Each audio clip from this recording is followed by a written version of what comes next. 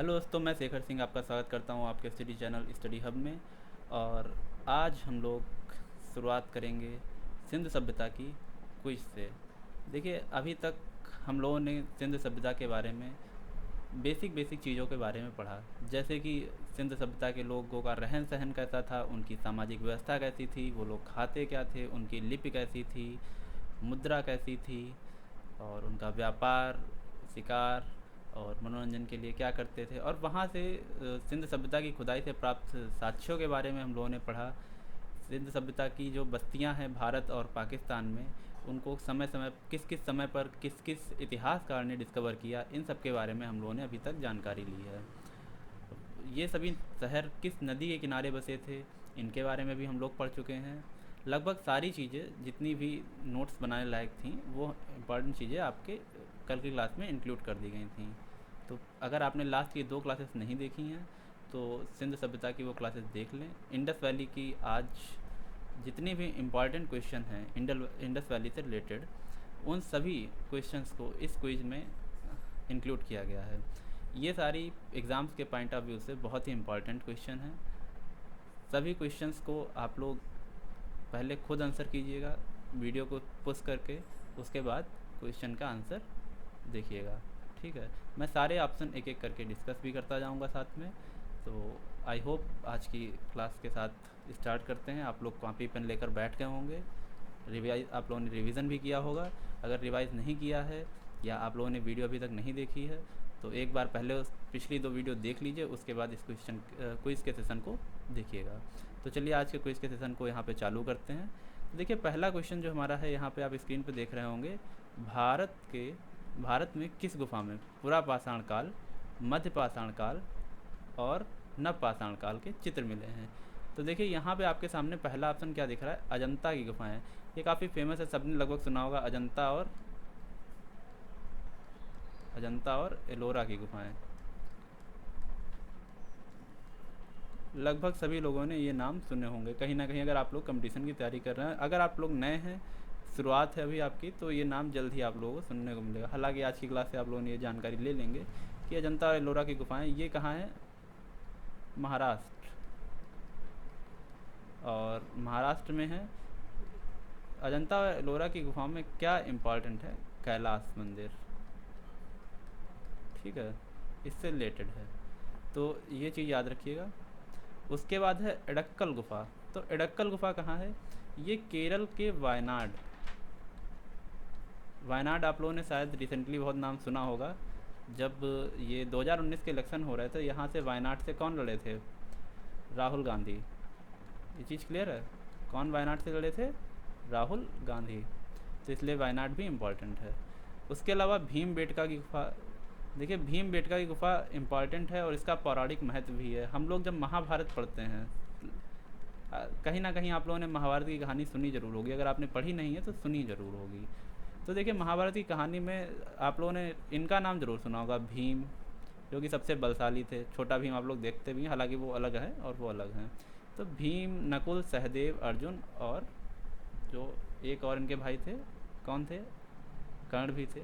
ठीक, तो ये 5 भाई और कर्ण इनके छठे भाई थे। तो ये लोगों के पांचों लोगों को क्या था, अज्ञातवास दिया गया था। अज्ञातवास की सज़ा दी गई थी, या इनसे वचन मांगा गया था अज्ञातवास के लिए। तो उसमें क्या है, इन्हें कुछ समय के लिए अज्ञात रूप से रहना था और 14 वर्ष तक क्या था, वन में रहना था। तो उस समय ये जंगलों में जब भटक रहे थे, तब ये इस गुफा में क्या था, शरण लिए थे। तो इसलिए इस गुफा का नाम क्या पड़ गया, भीमबेटका गुफा। अब तब से ये गुफा फेमस हो गई, तो इसका पौराणिक महत्व भी है। उसके अलावा बोरा गुफा। तो ये बोरा गुफा क्या है, यहाँ जो लगभग 6000 ईसा पूर्व के क्या पाए जाते हैं, भित्ति चित्र। भित्ति चित्र क्या कहते हैं, मतलब जो दीवार पे बनाए जाते हैं, भित्ति चित्र। जैसे पूर्व में क्या होता था, पुरापाषाण काल के समय मनुष्य को कागज़ का ज्ञान नहीं था, तो वो दीवालों पे कोई ना कोई, जैसे ड्राइंग या कुछ पेंटिंग जो भी थी, वो दीवालों पे किया करता था। अगर वो करता था तो उसमें कागज़ का या ताम्रपात्र का, जैसा कि आगे चलकर यूज़ हुआ है, उन सब का यूज़ नहीं होता था। तो आप ये बताइए कि बोरा गुफा पाई कहाँ जाती है, इस चीज़ को कमेंट में बताइएगा। बाकी इसका सही जवाब क्या होगा, भीमबेटका की गुफाएं, देखिए भीमबेटका की गुफाएं काफ़ी पुरानी है। यहाँ से पुरापाषाण काल, मध्य पाषाण काल एवं नव पाषाण काल के चित्र मिले हैं। तो मतलब ये काफ़ी पुरानी और फेमस गुफा है। देखिए ये बहुत ही मोस्ट इंपॉर्टेंट क्वेश्चन है और काफ़ी बार एग्ज़ाम में आया है।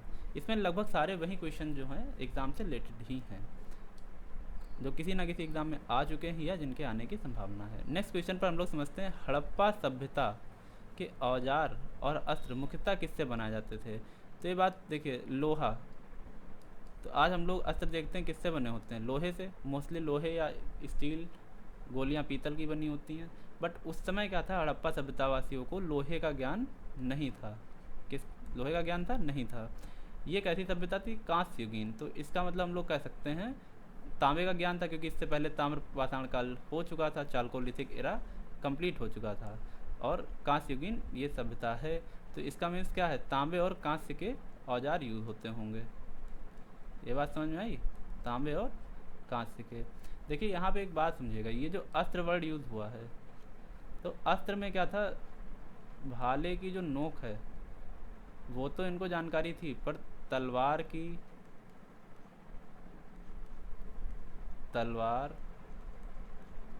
ढाल, कवच, इनकी इनको जानकारी नहीं थी। ये बात समझ में आ गई आप लोगों को। बाकी तीर का भी इनको पता था, जिससे ये लोग क्या किया करते थे, शिकार करते थे।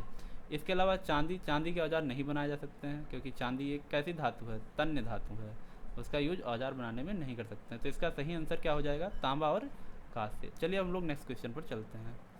हड़प्पा की मोहर बनी होती है, तो ये भी मोस्ट इंपॉर्टेंट क्वेश्चन, काफ़ी टाइम पूछा गया है। किससे बनी होती है, क्वार्टजाइट, जैस्पर, सेल खड़ी, सोना। तो इसका सही आंसर क्या होगा, सेल खड़ी। बाकी ये दोनों धातुएं किस यूज़ में होती थी, बर्तन बनाने में। ठीक है, किस यूज़ में आती हैं, बर्तन बनाने में। चलिए नेक्स्ट क्वेश्चन पे आते हैं। मोहनजोदड़ो की प्रारंभिक खोज किसने की थी। तो देखिए मोहनजोदड़ो की जो प्रारंभिक खोज थी वो राखलादास बनर्जी ने की थी। ठीक, तो ये किस सन में की गई है। देखिए हड़प्पा की खोज किसने की थी,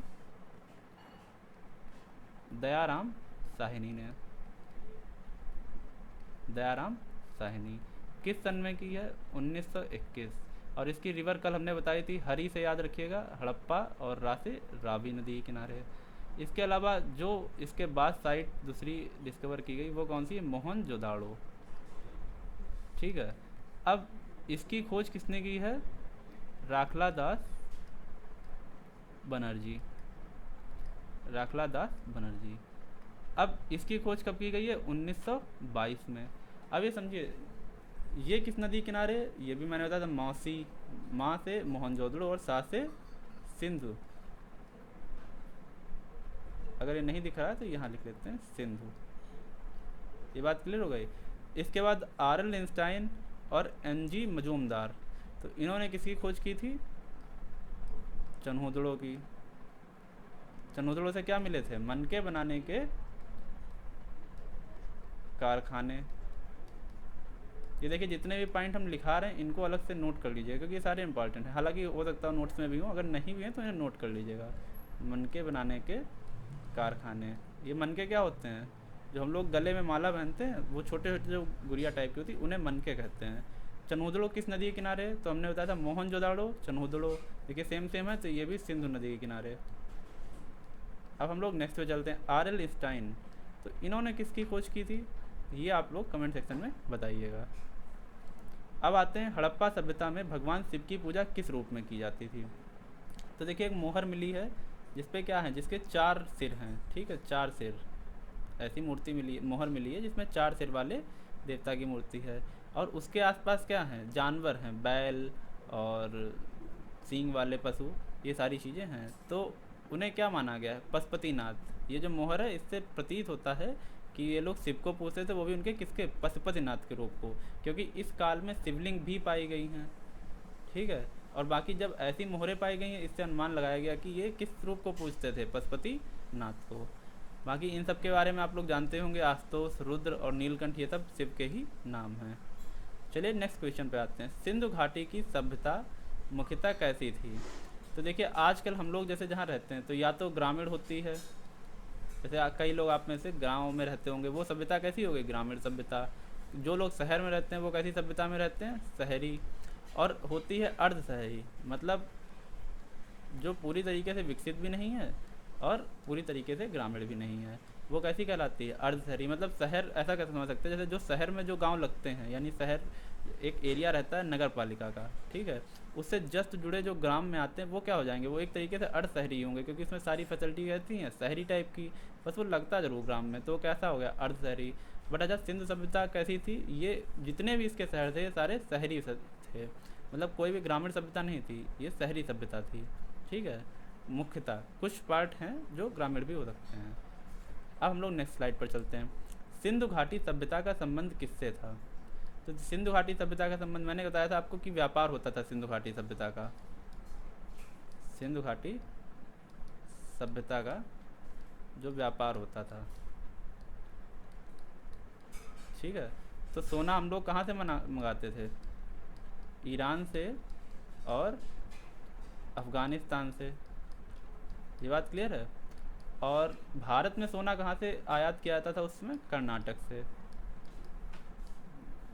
तो ये देख रहे हैं आप लोग, सोना जो है ईरान और अफ़गानिस्तान से मंगाया जा रहा है। ये ईरान कहाँ के एरिया में उसमें लगता था? सुमेरियन सभ्यता जो थी वो कहाँ पे पल रही थी? जैसे अब मैप में देखते हैं, ये अगर जैसे इंडिया को देख रहे हैं तो सुमेरियन सभ्यता यहाँ पे थी। जो अरब सागर का अरब का देश है वो, उसमें क्या थी? सुमेरियन सभ्यता। ये बात क्लियर हुई?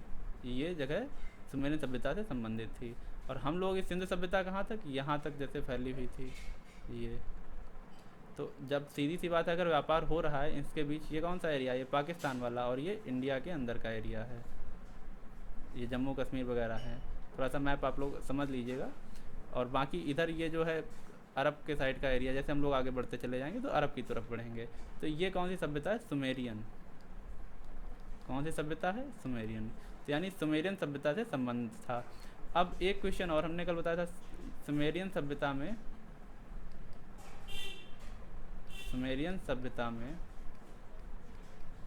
सिंधु सभ्यता को क्या कह के बुलाया जाता था? सिंधु सभ्यता के लिए क्या वर्ड यूज़ किया गया है, बताइए। तो सिंधु सभ्यता के लिए मेलुहा शब्द का प्रयोग किया गया है। मेलुहा शब्द का प्रयोग किया गया है। ये बात क्लियर हो गई आप लोगों को? अब इसके बाद हम लोग देखते हैं, मिस्र की सभ्यता भी उसमें थी, क्रीट सभ्यता और मायान सभ्यता, ठीक। मायान जो है सबसे, मायान कैलेंडर के बारे में आप लोगों ने पढ़ा भी होगा, जिसमें कि समय समय पर भविष्यवाणी की जाती है और वो भविष्यवाणियाँ सही भी होती हैं, लगभग कुछ कुछ, ठीक। अब हम लोग नेक्स्ट क्वेश्चन पर चलते हैं। सिंधु घाटी के लोगों की एक महत्वपूर्ण रचना निम्नलिखित में से किसकी मूर्ति है? तो मतलब ऐसी क्या, मतलब ये जितने भी चारों ऑप्शन हैं इसमें ऐसी कौन सी महत्वपूर्ण कृति है, मूर्ति है जो इम्पॉर्टेंट है? देखिए, नटराज की मूर्ति नहीं, ये नटराज की मूर्ति काफ़ी बाद में आई है। नरसिम्हा की मूर्ति नहीं। बुद्ध की मूर्ति, बुद्ध भी सिंधु सभ्यता से बहुत बाद हैं। नरसिम्हा जो कि विष्णु भगवान के क्या हैं, अवतार हैं, तो ये भी जो है कब आया है? गुप्त काल के बाद। उसमें केवल शिव भगवान की पूजा होती थी सिंधु सभ्यता में। तो ना ये हो सकता है, ना ये हो सकता है, ना ये हो सकता है। तो बची कौन सी? नृत्य करती हुई मूर्ति। तो आपको कल बताया था, जो कांस्य की नृत्य करती हुई मूर्ति मिली थी, कहाँ से मिली थी? नृत्य करती हुई मूर्ति, आपको स्लाइड में उसकी पिक भी दिखाई थी, इमेज आप लोगों ने शायद ध्यान से देखी होगी। तो ये कहाँ से मिली थी? मोहनजोदाड़ो से। और आप लोगों को कहा भी था, बताइएगा कि ये इस समय मूर्ति है कहाँ प्रेजेंट टाइम में। देखिए, पिछली स्लाइड में एक चीज़ और बता दें कि ये जो मेलुहा शब्द यूज़ किया, बाकी सुमेरियन सभ्यता से एक चीज़ और है, जो 3 मोहरें पाई गई हैं सुमेरियन सभ्यता की, वो कहाँ पाई गई हैं? अपने यहाँ मोहनजोदाड़ो में। ये बात क्लियर है? मोहनजोदाड़ो में पाई गई हैं सुमेरियन सभ्यता की। चलिए नेक्स्ट स्लाइड पर चलते हैं। ये क्वेश्चन हो चुका है, समझ में आ गया होगा। हड़प्पा के अवशेषों को सर्वप्रथम किसने प्रकाशित किया? तो जो हड़प्पा के अवशेष थे उन्हें जॉन मार्शल ने नहीं, आर कैनेडी, चार्ल्स मैसन, मैके। तो इसमें सही जवाब होगा क्या? चार्ल्स मैसन। तो चार्ल्स मैसन ने क्या किया है? हड़प्पा के अवशेषों को प्रकाशित किया है। कब? 1856। ये बताइएगा सही जवाब है या गलत? अगर सन ये गलत है तो सही क्या होगा? ये किस में बताएंगे, कमेंट में। उसके अलावा जॉन मार्शल के बाद, तो जॉन मार्शल की बात करते हैं। सिंध सभ्यता को हड़प्पा नाम किसने दिया है? जॉन मार्शल ने। ठीक है, ये भी इंपॉर्टेंट है। सिंध सभ्यता को नाम किसने दिया? जॉन मार्शल ने। और इसका सही जवाब क्या है? चार्ल्स मैसन। सिंध सभ्यता के निवासी थे। तो सिंध सभ्यता के निवासी कौन थे? तो जैसा कि माना जाता है कि सिंध सभ्यता के जो निवासी थे भूमध्य सागरी द्रविड़ लोग थे। ठीक है, ऐसा माना जाता है। नेग्रेटो कौन होते हैं? अफ्रीकी लोग। ठीक है, अफ्रीकी लोगों को क्या कहते हैं? नेग्रेटो। मंगोलायड कौन कहते हैं? चीन, मंगोलिया। देखा होगा आप लोगों, छोटी छोटी आंखों वाले जो लोग होते हैं, वो कौन सी उससे होते हैं? स्पीसीज जिसे कहते हैं मंगोलायड से। नार्डिक, तो ये नार्डिक भी भारत की ही जनजाति है, बहुत पुरानी जनजाति है। ठीक है, तो इसका सही आंसर क्या होगा? सिंध सभ्यता के निवासी कौन थे? भूमध्य सागरी द्रविड़। अगले क्वेश्चन पे आते हैं। सिंध सभ्यता का आकार कैसा था? तो कल ही बताया, सिंध सभ्यता का जो आकार था वो त्रिभुजाकार था। ठीक है, तो कहाँ से कहाँ तक फैला था? मांडा उत्तर में, पूरब में आलमगीरपुर मेरठ,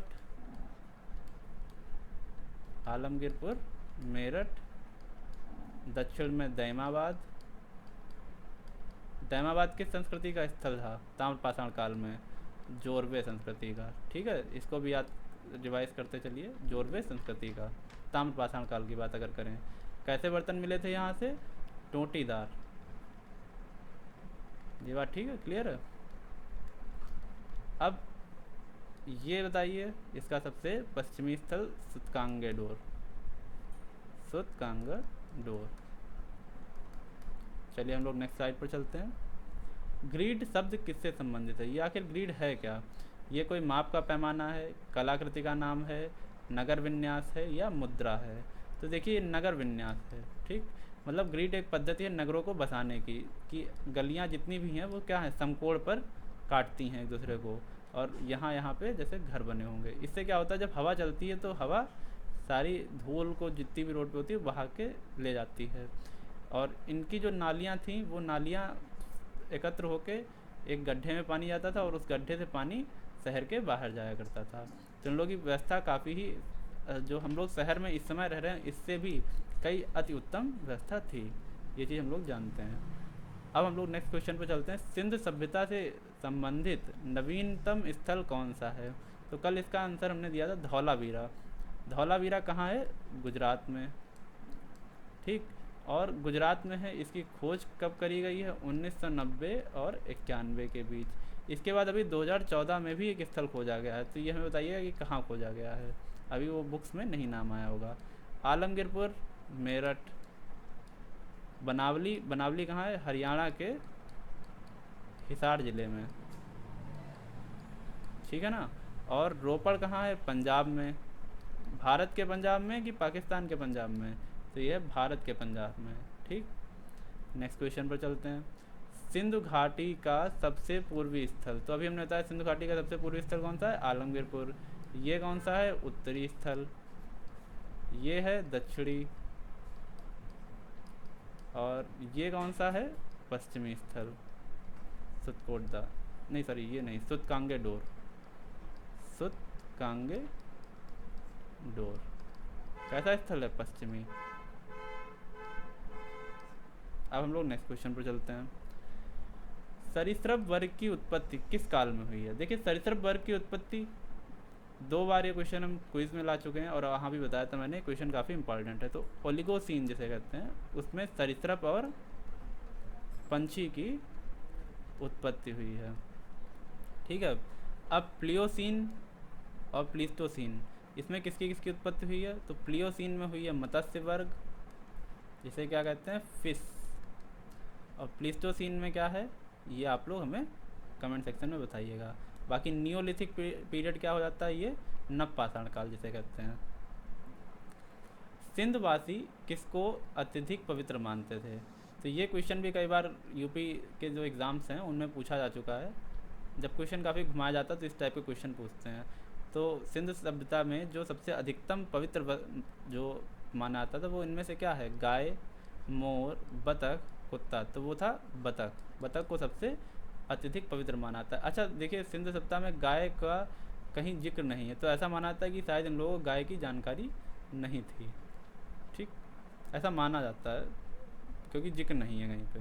हड़प्पा की सिंधु स्थल के बाद किसने सिंधु सभ्यता को हड़प्पा सभ्यता का नाम दिया? तो ये मैंने भी बताया था कि जो संत जॉन मार्शल थे उन्होंने इसका नाम क्या दिया था? हड़प्पा सिंधु सभ्यता को। ठीक। और डॉक्टर संखालिया कौन थे, इनके बारे में बताइएगा। एस आर राव, इन्होंने किसकी खोज की है? हीलर ने कौन सा सिद्धांत दिया है? कौन सा सिद्धांत दिया है? आर्यों के आक्रमण का। इनका क्या मानना था कि जो सिंधु सभ्यता है वो क्यों नष्ट हो गई? आर्यों के आक्रमण की वजह से। ये बात क्लियर है। एस आर राव ने किसकी खोज की है? और डॉक्टर संखालिया। इनके बारे में आप लोग क्या है कमेंट में आंसर दीजिएगा, किसकी किसकी खोज की है, किस बस्ती की। अब हड़प्पा के लोग किस धातु का प्रयोग करना नहीं जानते थे? तो मैंने बताया था ये कांस्ययुगीन सभ्यता थी, बाकी सोने चांदी का आभूषणों के तौर पर प्रयोग किया जाता था। और कहाँ से आयात होते थे दोनों? ईरान और अफ़गानिस्तान। ये बात क्लियर है, ईरान और अफ़गानिस्तान। अब रही कौन सी धातु? कांस्य का भी यूज़ हो रहा है, सोने चांदी का, तो बची कौन सी? लोहा। तो लोहे से ये लोग क्या है अनभिज्ञ थे, मतलब इन्हें नहीं पता था। तो अगर हम लोग ऐसे कहें तो ये कट कर देंगे और उसे सही कर देंगे। ठीक है, इसे इरेज कर देते हैं।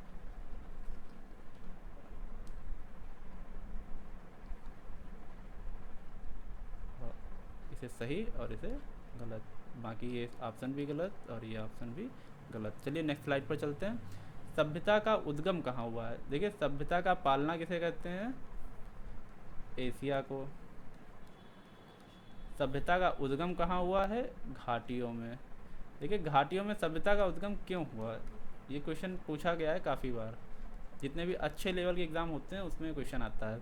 इसकी वजह से देखिए जो घाटियाँ होती हैं उसमें नदी का प्रभाव होता है, जहाँ जहाँ पानी होगा वहाँ वहाँ जीवन होगा। ठीक है, जल ही जीवन क्यों कहते हैं? इसी वजह है क्योंकि जहाँ भी पानी होता है लोग उसके आसपास बसते हैं। क्यों?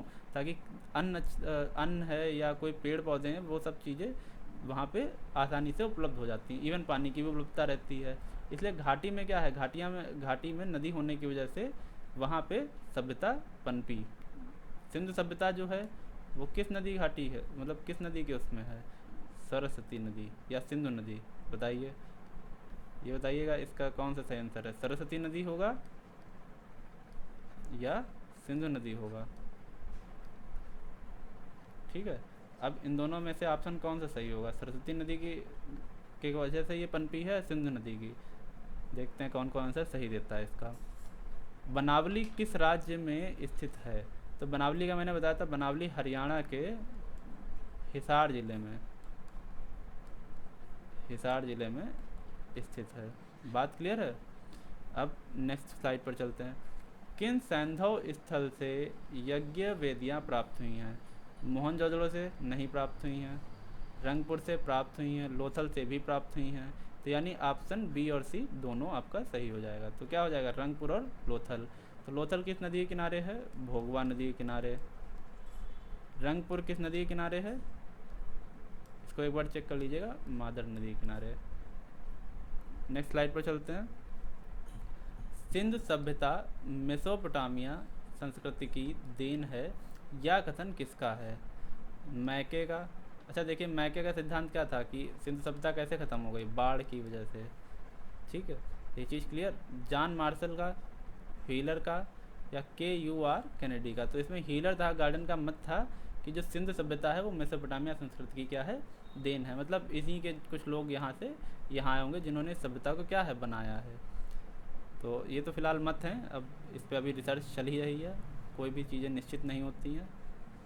चलिए नेक्स्ट स्लाइड पर हम लोग क्वेश्चन देखते हैं। निम्न में से सैंधव संस्कृति की दो अवस्थाओं हड़प्पा पूर्व और हड़प्पा कालीन संस्कृति के अवशेष मिले हैं, यानी इससे पहले वाली संस्कृति जो थी उसके और हड़प्पा कालीन संस्कृति के।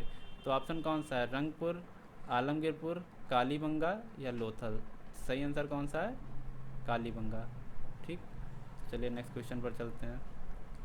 मोहनजोदड़ो के विशाल स्नानागार के निकट विशाल कक्ष की छत कितने स्तंभों पर आधारित थी? तो देखिए जो हमने कल आपको स्लाइड दिखाई थी वो स्नानागार बना हुआ था जहाँ सामूहिक रूप से क्या होता था? स्नान किया जाता धार्मिक अनुष्ठानों के समय। तो उसके पास ही एक विशाल क्या था? कक्ष जैसा बना हुआ था, उसमें खम्भे टाइप से लगे हुए थे। तो वो कितने खम्भों पे क्या था? छत जो थी वो टिकी हुई थी। तो इसका सही आंसर क्या हो जाएगा? 20।